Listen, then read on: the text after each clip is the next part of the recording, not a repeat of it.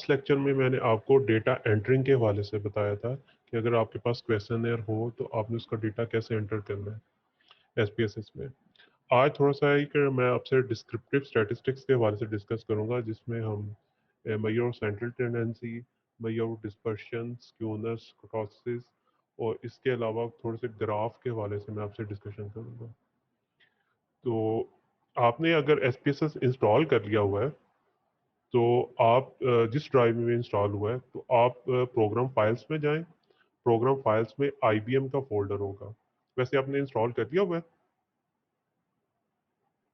Sir कर रहे जी हैं सर, कर प्रोसेस। दिया। ओके। तो ये आईबीएम का फोल्डर होगा, आईबीएम में एसपीएसएस और यहाँ पे स्टैटिस्टिक्स और यहाँ पे जो भी आपका वर्जन होगा वो वर्जन का फोल्डर आपको नजर आएगा। इसमें चले जाएं। एक्चुअली जो क्रैक है अगर आपके पास है तो क्रैक इधर कॉपी करते हैं। वो आपसे पूछता है आपने रिप्लेस करना है, तो वो आपने रिप्लेस करना होती है फाइल एक। तो क्रैक को एक्चुअली इधर कॉपी करते हैं। तो यहाँ पे ना एक सैम्पल्स का फोल्डर है। तो इस फोल्डर को आप ओपन जब करोगे ना तो इसमें जो है इंग्लिश का जो फोल्डर है इसको ओपन कर लें सैम्पल्स के फोल्डर में जाके। इसमें different data files already exist कर रही हैं एग्जाम्पल के तौर पे। मतलब प्रैक्टिस पॉइंट ऑफ व्यू से आप इन डेटा फाइल्स को यूज कर सकते हैं। तो बेहतर ये है कि जो इंग्लिश वाला फोल्डर है ना इसको कॉपी करके ना तो आप मेन डेस्कटॉप पे रख लो। तो मैंने इसको मेन डेस्कटॉप पे रखा हुआ है आप लोगों के लिए, इंग्लिश वाले फोल्डर को। तो इसमें से मैं मुख्तलिफ डेटा सेट लेके तो आपसे डिस्कशन करूंगा इसके हवाले से, मुख्तलिफ टेक्निक्स के हवाले से। तो सबसे पहले मैं जो डेटा सेट यूज कर रहा हूँ वो है ADL।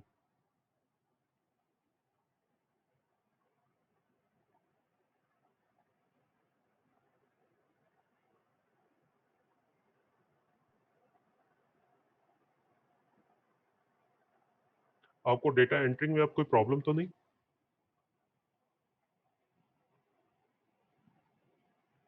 किसी को कोई क्वेश्चन है डेटा एंट्रिंग के हवाले से वो पूछ सकते हैं।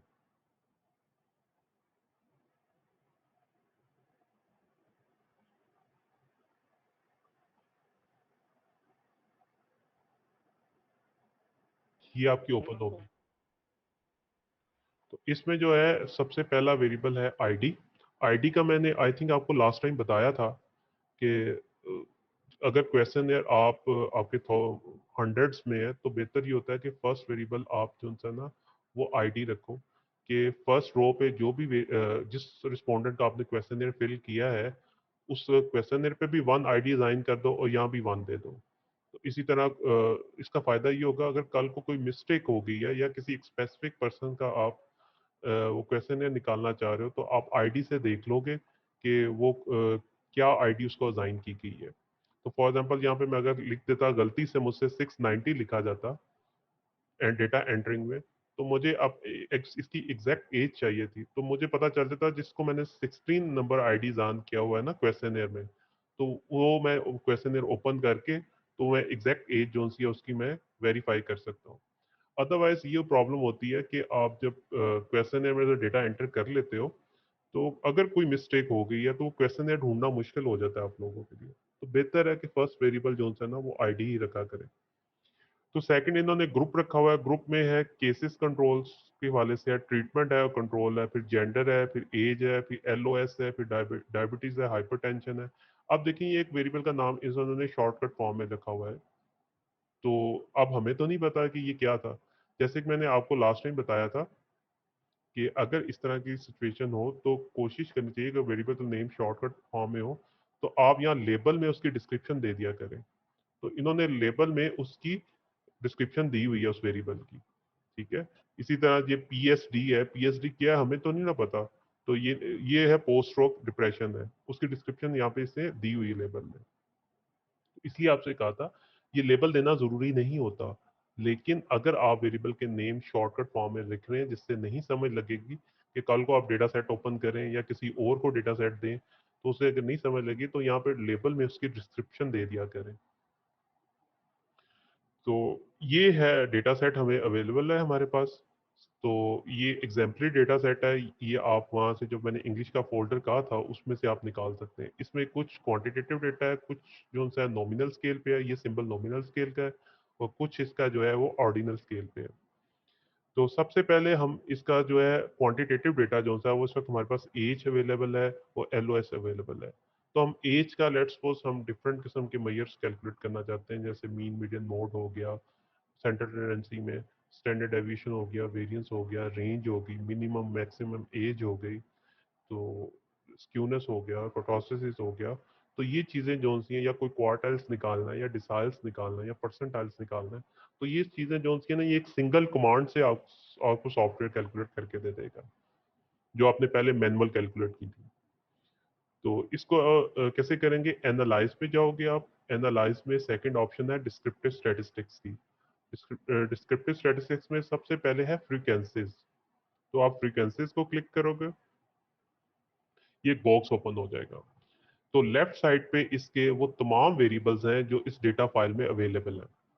ये लेफ्ट साइड पे वो सारे वेरिएबल यहाँ पे मौजूद हैं। आपने जिसका एनालिसिस करना है उसको आप राइट साइड पे ट्रांसफर करोगे। राइट साइड पे उस वेरिएबल को आप क्लिक करें और उसको इस एरो की से ट्रांसफर कर सकते हैं, या आप दो दफ़ा यहाँ पे क्लिक करेंगे तो ये फिर भी ट्रांसफर हो जाएगा, और दो दफ़ा डबल क्लिक करूंगा तो ये वापस आ जाएगा। या इस एरो की का मैं यूज़ कर सकता हूँ। तो ये मैंने एरो की का यूज़ करके एज को इधर ट्रांसफर कर दिया। अब इधर ये है कि यहाँ पे पूछ रहा है आपसे डिस्प्ले फ्रीक्वेंसी टेबल बनाना है आपने। डिस्प्ले फ्रीक्वेंसी टेबल अगर आपको याद हो तो मैंने जब आपको how to convert ungroup data into a frequency distribution करवाया था, उसमें दो तरह के करवाए थे। एक करवाया था जिसमें क्लास इंटरवल्स बनाते थे और उसके कोरस्पॉन्डिंग फ्रीक्वेंसी टैली करते थे। एक ये था क्लास इंटरवल तो नहीं बनाते थे, उसमें डिस्क्रीट क्लासेस होती थी।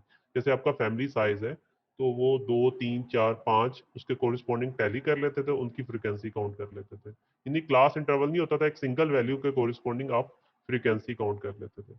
उसको अनग्रुप फ्रीक्वेंसी डिस्ट्रीब्यूशन भी बोलते हैं या डिस्क्रीट फ्रीक्वेंसी डिस्ट्रीब्यूशन भी बोलते हैं। तो ये मैंने आपको करवाया हुआ है, वो लेक्चर रिकॉल कर लीजिएगा उसमें। तो ये वो टेबल बना के देगा आपको, डिस्प्ले फ्रीक्वेंसी टेबल।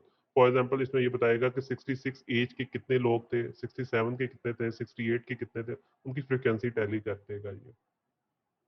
इसके बाद यहाँ पे राइट साइड पे देखें तो सबसे पहला बटन आपको दिया हुआ है स्टैटिस्टिक्स का। आप इसको क्लिक करो तो एक और बॉक्स ओपन हो गया। इसमें अगर देखें तो ये राइट साइड पे ये सेंट्रल टेंडेंसी लिखा हुआ है, उसमें आपको ऑप्शन दी हुई है मीन की, मीडियन की, मोड की। सम चाहिए तो सम भी आपको दे देगा। इसी तरह इधर आ जाए, ये डिस्पर्शन की ऑप्शन दी हुई है आपको। डिस्पर्शन में स्टैंडर्ड डेविएशन कैलकुलेट कर सकते हो, वेरिएंस कैलकुलेट कर सकते हो, रेंज है, मिनिमम वैल्यू